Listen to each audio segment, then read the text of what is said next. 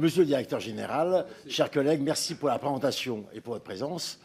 La convention médicale a été signée il y a 1 an et ses premières mesures sont entrées en vigueur à la fin de l'année dernière. Néanmoins, elle a suscité des réactions contrastées dans le monde médical.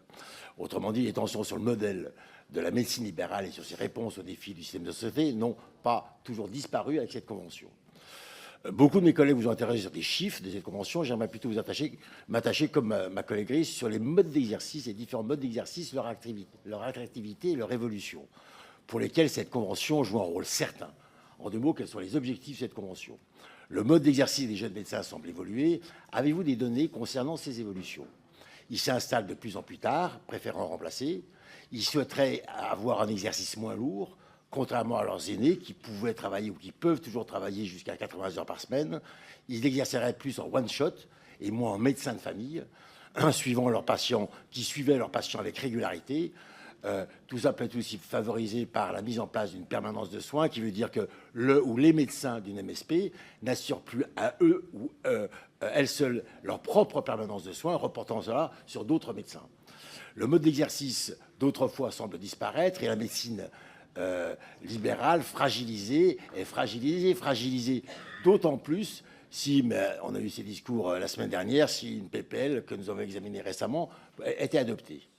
La médecine de ville concerne, parce que la médecine de ville, c'est plus que les médecins généralistes. Ça concerne les médecins généralistes ou spécialistes et aussi les médecins salariés. Donc ils exercent sous mode salarié ou libéral. Avez-vous des chiffres concernant la répartition entre ces 2 modes?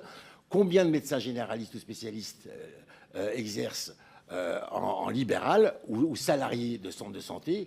Et quelle est l'évolution sur ces dernières années? Avez-vous des chiffres concernant le nombre de patients ayant déclaré comme médecin traitant un médecin exerçant en libéral ou en mode salarié? Quelle est la productivité, entre guillemets, si j'ose dire, entre ces 2 modes d'exercice, la file active de ces 2 modes d'exercice? Un mode d'activité de rémunération populationnelle et non à l'acte est actuellement expérimenté dans le cadre de l'article 41 pour la pratique infirmière. Je peux être disruptif. Pensez-vous que cette pratique puisse être expérimentée pour l'exercice médical? Monsieur le Président, merci bien. Monsieur le député Isaac Sibyl, j'ai évoqué sur l'installation. On voit en effet cette érosion de l'installation libérale versus l'exercice salarié. Ça, c'est vraiment quelque chose que documente le Conseil de l'Ordre chaque année dans son atlas de la démographie médicale.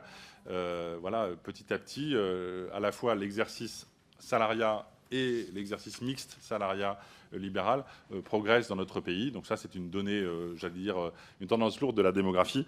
Et je pense qu'il faut en tenir compte, y compris puisque nous allons, dès demain d'ailleurs, engager des discussions avec les centres de santé sur la rénovation de la convention avec les centres de santé. Eh bien, comment nous faisons coexister différents modes d'exercice.